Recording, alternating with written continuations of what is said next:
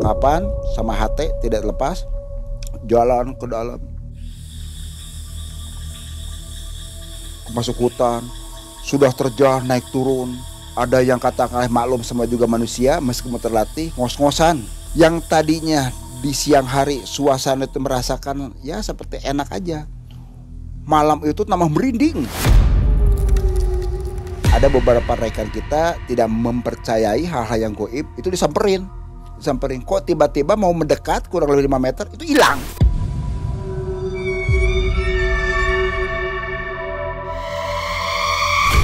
Si cahaya tersebut kan. Wah itu mah kica-kica kan. Enggak. Kita bopong kiri kanan tuh. Ada yang sampai lidahnya meler gini. Ada yang sampai ngeces. Pengen mencicipin aroma mayat tersebut tuh.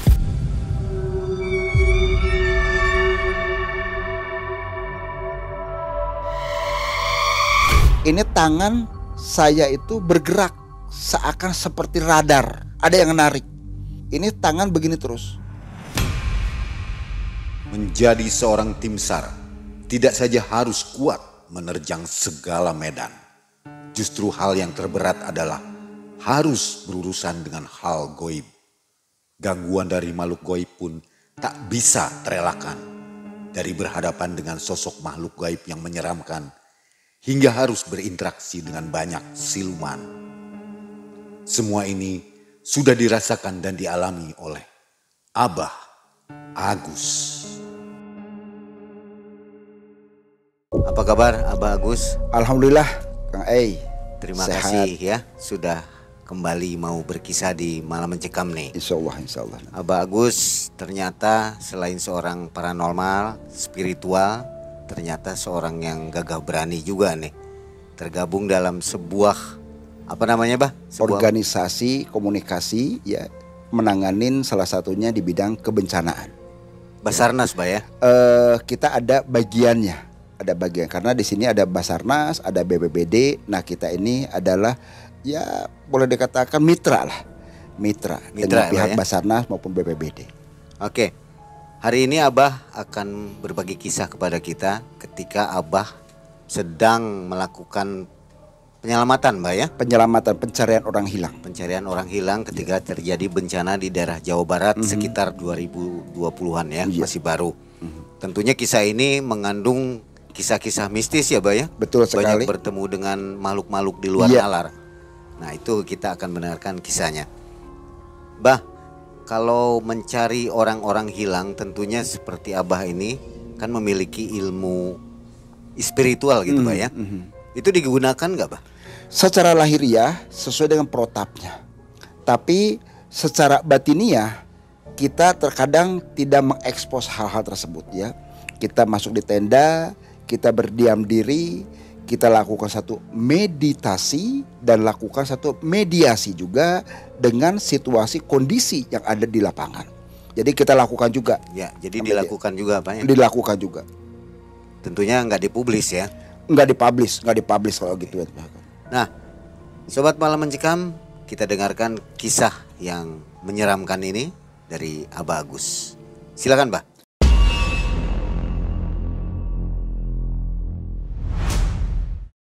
Kasus kemarin di 2020-an ini ada orang hilang.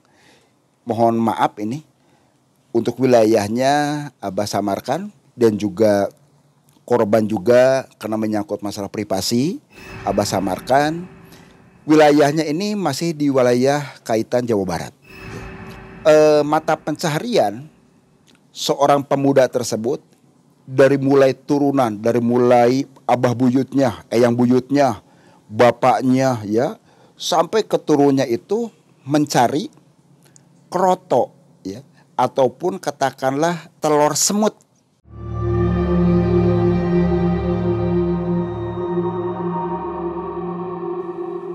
Itu biasanya ada di hutan. Nah, kita dapat informasi dari pihak Basarnas, BPBD terjadi namanya orang hilang. Nah, laporan tersebut sumbernya dari mana? Awalnya itu dari pihak desa dari kepala desa menyampaikan. Akhirnya kita pun ikut terjun di lapangan. Di saat hari pertama ya, dari pihak keluarga, karena berangkatnya itu si pemuda itu biasa kalau pencari itu dari mulai pagi kayaknya. Pagi hari jam 5 subuh, jarak dari rumah ke lokasi atau ke hutan itu butuh waktu yang cukup lama, kurang lebih sekitar 2 kilo. Jalannya juga terjal banget, maklum. Di daerah hutan, pegunungan, segala macam, jalan juga belum mulus. Kalau hujan, waduh, tanah merah itu lengket semua. Sampai ban motor itu tidak bisa, ya, bisa selip-selip. Nah, kalaupun pakai mobil-mobil, kalau bukan mobil Ranger susah.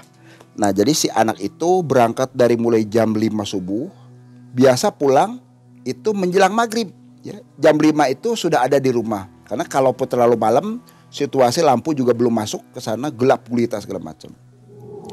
Pada hari tersebut itu kejadian berarti Minggu, ya. Di Minggu pagi kok si Dadan, mohon maaf ini kita samarkan, Dadan ini sendiri itu jam 5 kok belum balik. Kebetulan sudah punya istri, anaknya 1. Dari istrinya was-was, nunggu sampai Bada Isya, kok belum balik. Akhirnya istrinya itu inisiatif tanya ke temennya yang memang katakanlah barengan di saat mau mencari keroto tersebut. Kita samarkan juga dari istrinya Dadan ini nanya, "Min, kok suami saya belum datang?" "Loh, saya nggak ketemu," kata Amin tuh ke istrinya tuh. "Ya mungkin sebentar lagi juga datang." Ya udahlah, nanti ditunggu dari jam 5 sore Bada Isya, jam 9 sampai jam 10 malam belum datang-datang. Akhirnya sekeluarga itu merasa resah, was-was, cemas. Si istrinya langsung laporan ke pihak desa. Kebetulan rumah si korban dengan kepala desa tidak terlalu jauh. Istrinya nanyakan, "Pak Kades, punten nung culung, ada apa? Ini suami saya Dadan kok belum balik-balik." "Waduh, ada apa ya?" "Aduh, tolong ditolong lah, minta tolong." Ya sudah, akhirnya kepala desa, ya, koordinasi dengan beberapa aparat desanya, dibantu beberapa warga. Tempo hari itu kurang lebih sekitar ada 20, ya, berangkatlah ke hutan yang memang katakanlah ditunjukkan oleh temannya. Menyelusuri hutan yang waduh itu gelap gulita, hanya berbakalkan senter. Suasana sudah mulai turun kabut. Berangkat dari jam 10 malam, jam 11, jam 12 malam, semakin malam semakin larut itu sendiri. Suasana semakin mencekam banget di situ tuh kan. Suara jangkrik, ya, kodok, kebetulan kan sudah hujan tadi tuh. Kodok segala macam tuh. Aduh itu tuh kan.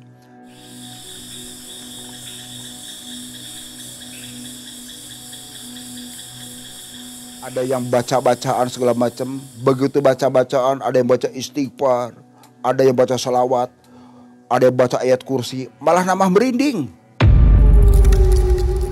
Akhirnya sudah berupaya 20 orang mencari ke sana kemari. Alhamdulillah ada satu petunjuk, motornya kebetulan dari rumah itu karena cukup jauh, itu pakai motornya ketemu. Alhamdulillah. Itu pihak desa, kepala desa sama warga bersyukur, alhamdulillah ya Allah, sudah ada petunjuk. Ya udah, motornya kita bawa aja. Itu udah masuk ke hutannya kurang lebih sekitar 6 kiloan. Dari titik masuk ke hutan tuh 6 kilo, jauh banget. Berarti kalau dari rumah itu kurang lebih 8 kiloan. Itu ke situ, sudah terjal jurang kiri kanan segala macam. Alhamdulillah motor itu ketemu. Nah, dilakukan satu dokumentasi, ya, untuk menjaga hal-hal yang tidak diinginkan. Akhirnya dibawalah si motor tersebut.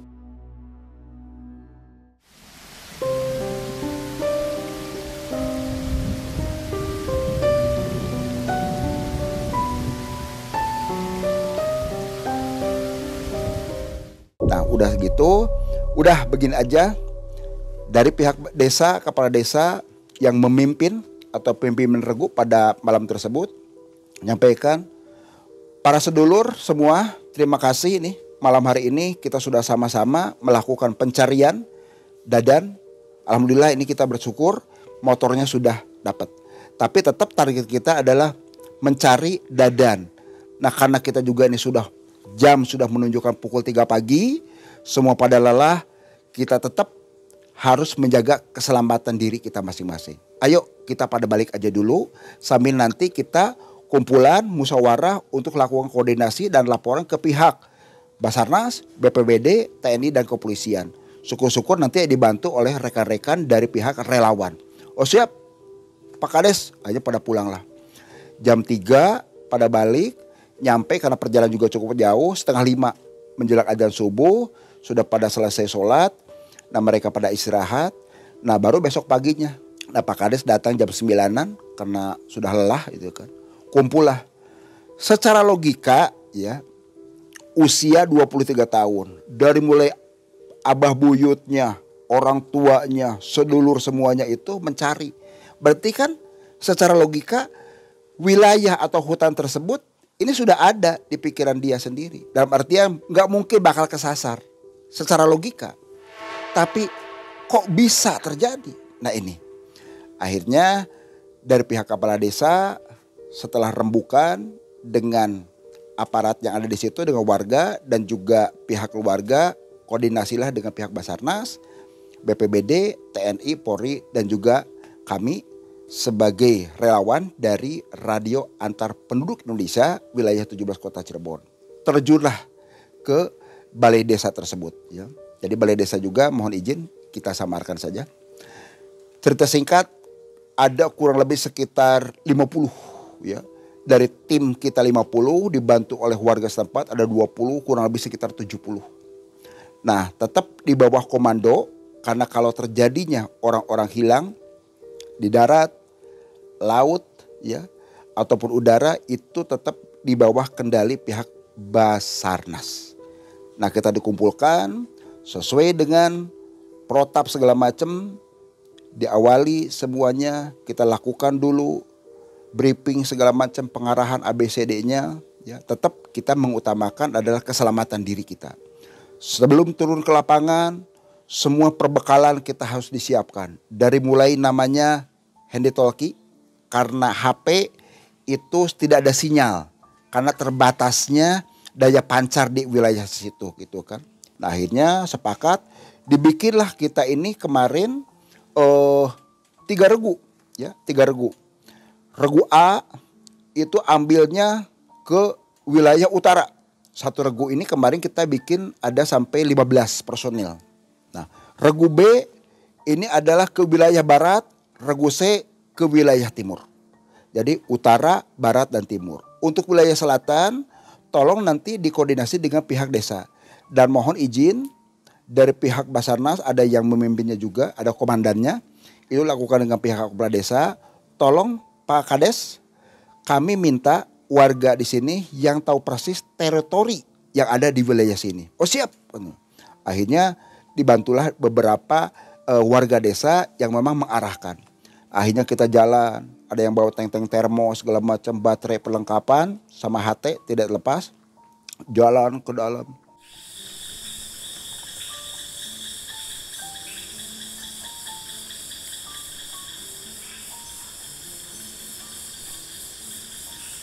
Masuk hutan, sudah terjal naik turun. Ada yang katakan maklum sama juga manusia meskipun terlatih ngos-ngosan. Apalagi kepala desanya sempat pingsan saking capeknya dia tuh. Sampai katakanlah jam 12 duhur kita pada istirahat. Nah terus dilanjut lagi mencari terus koordinasi, belum ada titik temu. Sudah menjelang asar, menjelang maghrib. Nah akhirnya karena tanggung ada kita lakukan sholat berjamaah juga, setiap kelompok ada yang memimpin juga. Nah setelah lakukan sholat maghrib di situ, ya, karena kondisi juga sudah mulai pada gelap, akhirnya kita juga mulai pada balik kanan ke posnya masing-masing. Nah cuma di saat perjalanan pulang itu Masya Allah ujian dan cobaannya, yang tadinya di siang hari suasana itu merasakan ya seperti enak aja, malam itu tambah merinding. Bulu kuduk, tangan di sini, pada merinding. Ada yang sampai menggigil. Dinginnya minta ampun. Padahal tidak seperti biasanya. Kata Pak Kades juga, kok tumben-tumbenan ini. Biasa tidak seperti ini kok kejadian tuh. Ini kok luar biasa. Kayak es aja itu tuh kan. Sampai seakan-akan peredaran darah ini kita nggak jalan, sama kayak beku. Sampai pada ada yang beberapa rekan kita juga yang sempat pingsan ke situ. Akhirnya kita saling bantu, ya. Sudah jalannya terjal kiri kanan. Karena kalaupun salah ninjak aja, ini bisa masuk ke jurang, ya. Udah pepohonannya dari mulai kata namanya juga di hutan kan. Pohon bambunya, pohon jatinya, wah pohon randu udah pisang udah keluar-keluaran ya. Ada cahaya sambil jalan teh. Ada beberapa rekan kita tidak mempercayai hal-hal yang goib, itu disamperin. Kok tiba-tiba mau mendekat kurang lebih 5 meter itu hilang.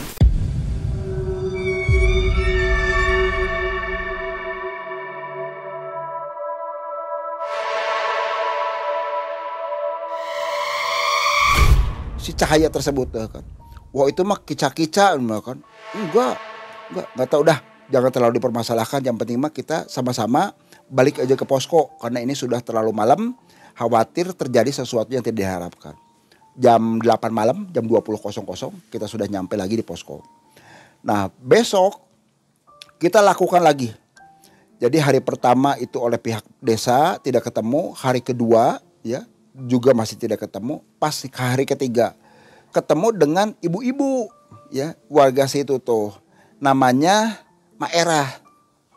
Mah kenapa nemu dadan enggak Maerah mah? Loh tadi siang ada cina mah. Siang gimana? Iya tadi ketemu jeung saya.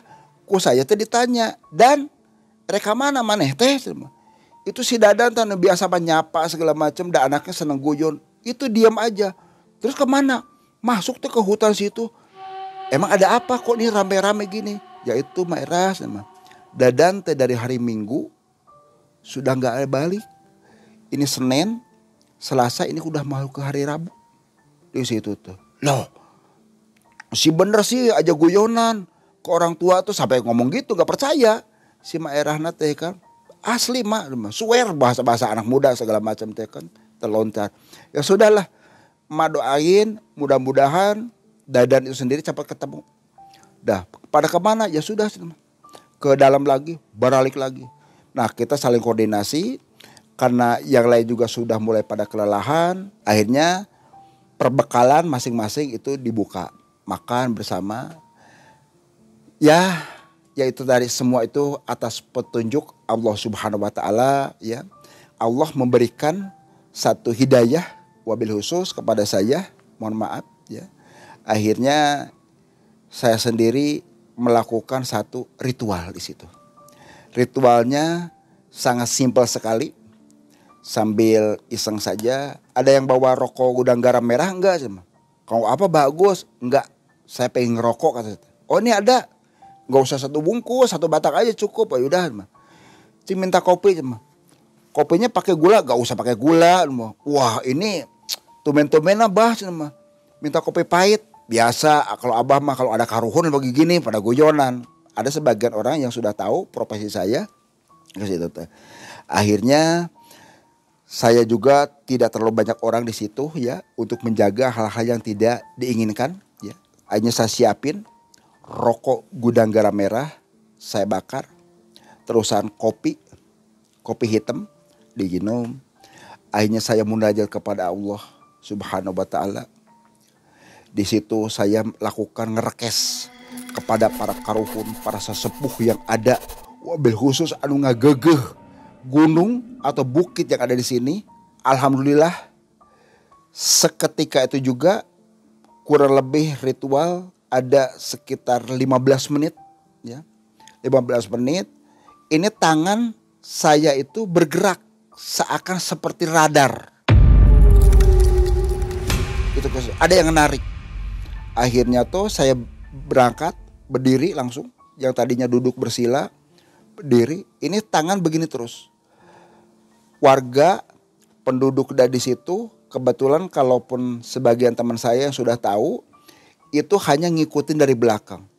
Arah kemana. Terus ternyata masuk ini seakan kayak magnet si tangan itu. terus mencari sampai berjalan terus gini ditekan. Masya Allah, dari situ mulailah ada penampakan yang memang katakanlah tidak semua orang bisa melihat ya, dunia sifatnya goib tadi.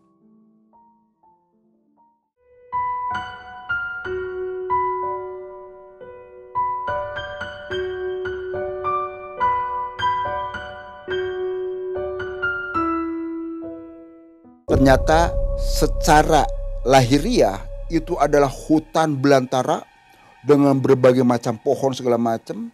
Setelah kita lihat terbuka dimensi alam gaib tersebut, itu adalah kerajaan siluman. Di situ banyak penggawa-penggawanya. Di situ tuh kiri kanan. Jadi dengan pakaian yang kayak dahulu. Dia tidak pakai baju ke situ. Cuma pakai ikat kepala saja, dia bawa tongkat.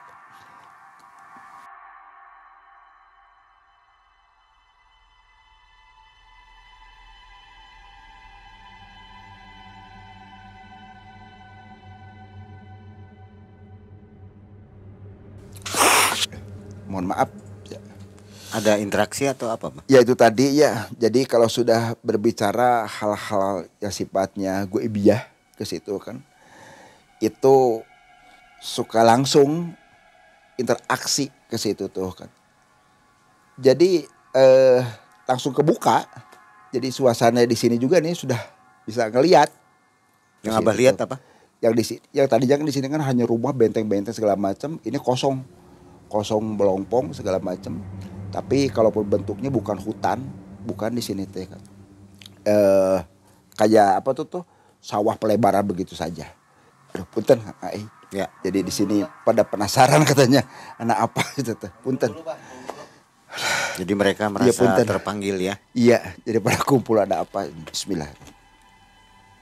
Apabila kita membicarakan mereka juga mendengar ya, Mbah? Yang pastinya mereka itu sendiri mendengar ya, mereka juga melihat. Cuma mereka sendiri kan kalau lagi Abah berinteraksi itu bukan akalnya yang dipakai, itu secara emosionalnya saja ke situ. Dia dengar, dia melihat juga dengan berbagai macam bentuk wajah segala macam. Jadi kalaupun divisualkan itu macam-macam lah. Ya. Ada yang memang cukup mengerikan segala macam. Jadi ini saya lanjut lagi ya. Jadi melanjutkan yang tadi, secara lahiriah itu adalah hutan seperti biasa. Namanya hutan, pohon kiri kanan, wilayah terjal. Tapi setelah masuk ke dimensi alam goib, itu adalah satu kerajaan siluman. Kiri kanannya ada penggawa-penggawanya, para pengawalnya. Pakainya ikat, tidak pakai baju, pakai celananya kayak batik. Ada yang pakai batik, ada yang hitam, komprang cuma seginian, ya sebawah lutut segitu kan. Nah di situ saya tidak terlepas izin dan dipersilahkan untuk masuk. Yang tadinya tongkatnya tombaknya pada ditutup begini semua, itu dibukakan. Masuk ke situ, masuklah ke salah satu pintu bersama rekan-rekan yang lain. Rekan-rekan juga ikut masuk ke situ, cuma rekan-rekan tidak merasakan ya. Hanya orang-orang tertentu yang bisa merasakan tersebut. Nah masuk, dari kacamata goib itu ada pintu besar, terbuatnya dari kayu jati, dibukalah si pintu tadi teh. Udah dibuka,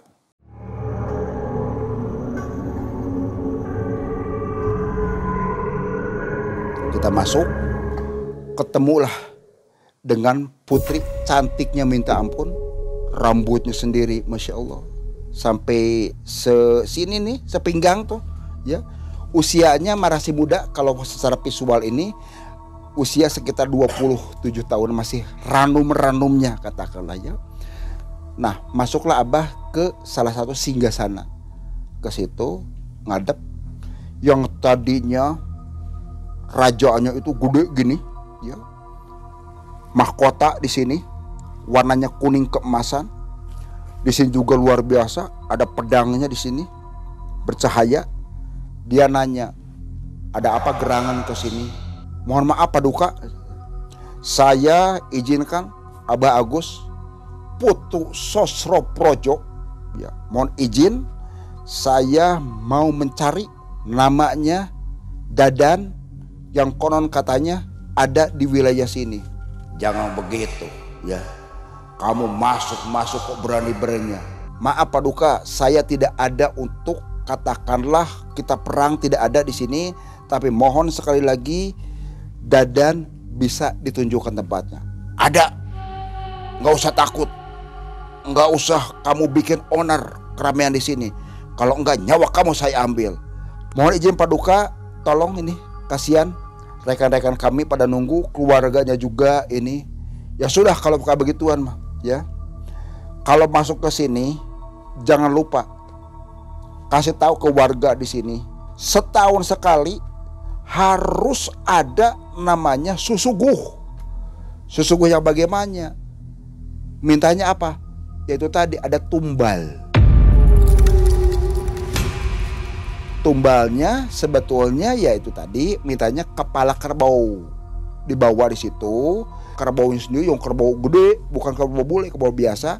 Cuma ini lupa mungkin dari pihak kepala desa tersebut dan warga tersebut, tidak ada yang salah mengingatkan, mungkin saking sibuknya kekerjaannya, akhirnya lah ada salah satu korban.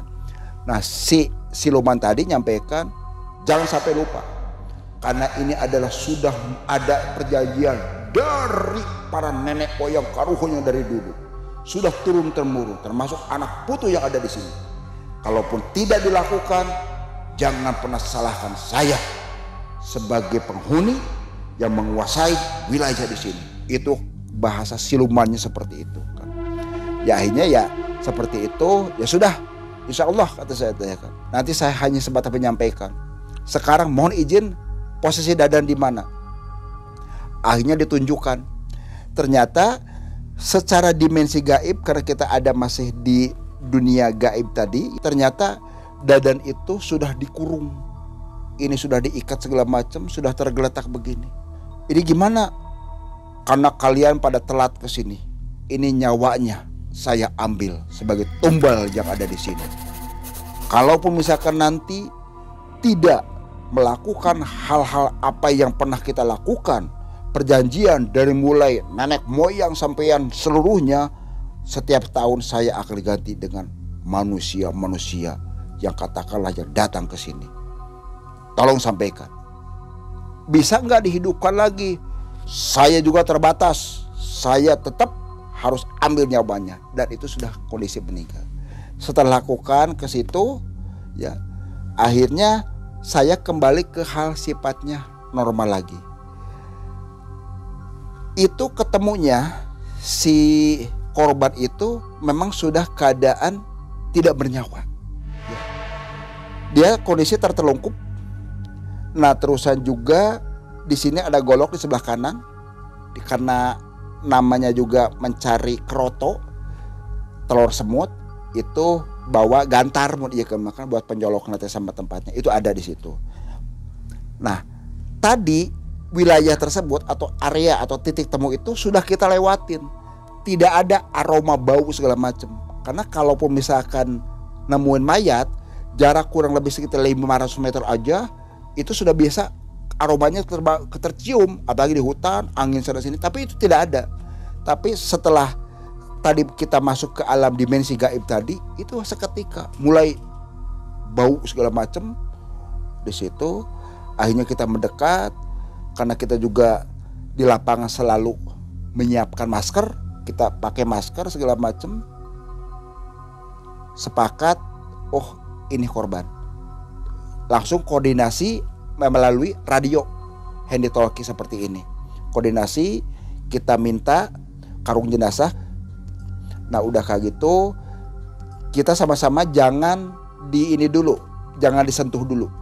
Akhirnya begitu sudah pada datang dokumentasi, mau diangkat, ada kawan saya kesurupan. Wah, ngamuk di situ. Kotawa ngamuk padahal, waduh, masya Allah kata saya tanya, bagus, ada apa? Ini tolong, aduh, kata saya tanya. Udah gitu akhirnya berinteraksi lagi. Ternyata yang sosok siluman tadi yang rajanya nyurup. Jadi siluman itu memang nggak ada kepalanya, cuma tubuh aja ke situ. Pantesan yang kesurupan itu kepalanya itu miring-miring, gesek-gesek gini. Gesek-gesek gini, ketahuan gesek-gesek ke situ. Akhirnya disampaikan, inilah sosok saya yang sebenarnya. Itu ke situ. Saya memang sudah tidak ada kepala. Tolong sekali lagi silahkan dibawa ya. Korban kalian angkut, jangan lupa kepala kerbau. Kalau tidak dipenuhin, jangan pernah salahkan saya di sini. Itu kata Raja Siluman. Akhirnya Abah inisiatif kasih air. Rekan tadi yang kesurupan itu langsung sadar seperti biasa.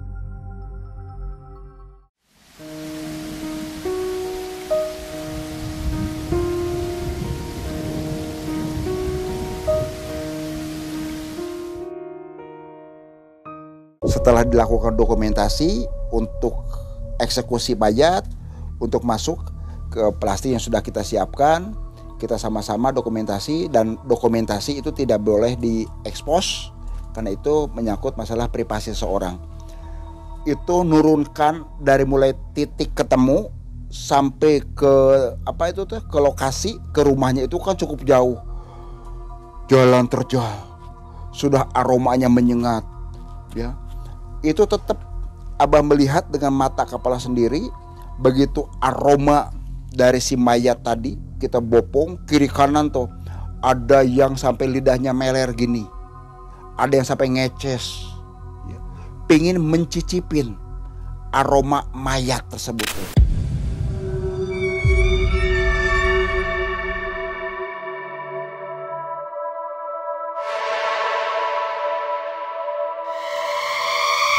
Dia pingin makan itu. Ada satu rombongan lagi, kelompok siluman itu pakai celana cuma cawat hitam aja, ya. Rambutnya pendek, cuma acak-acakan. Terusan si telinganya itu besar, ya. Ininya bertaring ke situ. Hidungnya sendiri pada demak, pada mencoret gini kok. Ini begini tuh. Itu kalau dipesuakan itu kan, saya doyan pisan, saya kepengen gitu tuh. Yang lain sih nggak pada tahu. Ya saya tetap berdoa kepada Allah Subhanahu wa Ta'ala, mohon seluruh rekan-rekan yang sedang melakukan eksekusi ini ada dalam lindungan Allah Subhanahu wa Ta'ala. Itu disamping dibopong begini, siluman-siluman pada begini. Ada yang ngeces tadi, ya. Ada yang katakanlah ini kukunya, taringnya segala macam sampai mata melotot. Ini tuh ya, kita sih gak ngeri ya kalau lihat itu mah. Cuma karena Abah sendiri udah biasa masuk hal yang begitu, ya sudah dianggap biasa aja ke situ kan. Terus dibopong gantian karena wilayah atau bukit dan gunung tersebut kita landai banget kiri kanan. Kejadiannya bisa diketemukan itu kurang lebih sekitar ya menjelang asar lah. Ini sudah menjelang maghrib, dieksekusi terus, dibopong gantian. Sudah diiringi dengan hujan, rintik. Aduh, nambah-nambah. Siapin lampu karena sudah mulai pada gelap sih. Maklum di hutan, belantara, pohon segala macam sudah mulai cahaya udah gelap. Kita siapin terus. Ada yang sampai muntah, maklum baunya tadi sekuat-kuatnya juga kalau sudah bau mayat gitu kan. Nah, cerita singkatnya nyampailah ke posko. Dari posko kita masukin lagi, angkut ke mobil yang sudah disiapkan. Terusan si mayat atau si korban itu langsung dibawa ke balai desa. Yang lain pada pulang, hanya Abah aja dengan rekan 3 orang dan ada salah satu penduduk yang ada di situ. Berarti kita jumlah Abah, rekan kita sendiri 3, penduduk itu berarti 6 orang ya. Kita munajat lagi kepada Allah Subhanahu wa Ta'ala ya, supaya apa? Menjaga keselamatan, wabil khusus kepada warga yang memang melakukan pencarian nafkah kesehariannya di hutan belantara tersebut. Ada yang mencari kerotok tadi, ada yang mencari katakanlah mungkin dari pohon-pohonan, ya umbi-umbian karena ada pohon singkong, ada ubi segala macam. Ini mohon dijaga dan diriksa ke situ. Wabil khususnya kepada para panggegeh, ya karena setiap wilayah itu ada yang penguasanya. Betul, Allah menciptakan dunia seisinya itu hak mutlak Allah Subhanahu wa taala, tapi secara begini, lihat begini mak, ada bagiannya masing-masing ke situ. Setelah selesai dibacakan rame-rame, ya berjamaah, selesai ya sudah kita pulang bersama-sama. Nah kita berenam ini naik motor bertiga jadi boncengan. Mobil yang bawa mayat sudah nyampe ke pihak keluarga korban dari pihak TNI, Basarnas, BPBD. Nah terus juga pihak kita serahkan ke pihak keluarga, disaksikan oleh Bapak Kuwu aparat desa. Nah terusan juga tidak terlepas sesuai dengan amanat, karena bagaimanapun juga amanat gitu ya. Pak Kuwu non sewu, mohon izin bukan berarti saya lancang. Kalau tidak disampaikan salah saya. Kalau disampaikan ini tugas saya berarti sudah selesai. Ini ada pesan dari para panggegeh yang ada di sini. Mau diyakini mangga, kalau tidak juga mangga, terserah Pak Kuwu. Cuma konsekuensi nanti Pak Kuwu sama warga di sini yang harus menanggung. Apa bah itu tadi? Jadi tolong malam Jumat Kliwon dari sini harus melepaskan namanya kerbau. Ya. Nah itu bukannya kepalanya bah, enggak. Memang dia butuh kepalanya, tapi kerbaunya dalam keadaan hidup harus dilepaskan. Selama ini kita kambing di sini bah katanya, karena kambing warga di sini kalau sudah masuk ke hutan itu ada 5, 6 bahkan 10 hilang. Waduh walau alam Pak Kuwu kalau kayak gitu, cuma pesennya dari Raja Siluman tadi nyampaikan minta setiap malam Jumat Kliwon itu warga di sini harus melepaskan namanya kerbau. Itu kurang lebihnya. Jadi tentunya ini dijadikan satu bahan pembelajaran buat kita. Bukan berarti di zaman modern kita tidak mempercayai hal-hal yang gaib, karena sudah jelas-jelas itu kita di rukun iman ada ya. Kita selain percaya kepada Allah, kepada para malaikat, kepada nabi dan rasulnya, kepada hal-hal yang sifatnya gaib juga ya, akan terjadi hari kiamat segala macam. Itu kita pun dengan rukun iman tadi kita harus betul-betul meyakini dan mempercayai. Harga kerbau dengan katakanlah teritori, maksud kekuasaan dia, kalau bahasa di orang manusia pajak gitu kan ya. Karena mereka itu merasa ini adalah wilayah kekuasaan saya. Kata silumannya tadi tuh, ini sudah dari mulai zaman dulu nenek moyang segala macam itu selalu ada imbalan. Jadi warga di situ dianggap ngabdi bahasanya tuh. Makanya itu mintakan sesaji berupa kerbau untuk makanan yang ada di wilayah situnya. Kalaupun tidak ya konsekuensinya tadi ya. Ada korban-korban manusia dan manusia lagi. Gak bisa dengan cara lain, Mbak? Tidak ada. Jadi tidak ada yang bisa diajak kompromi. Kalaupun hal-hal yang sifatnya seperti itu, kalau sudah A terkadang tuh. Itu ke arah situ tuh kan.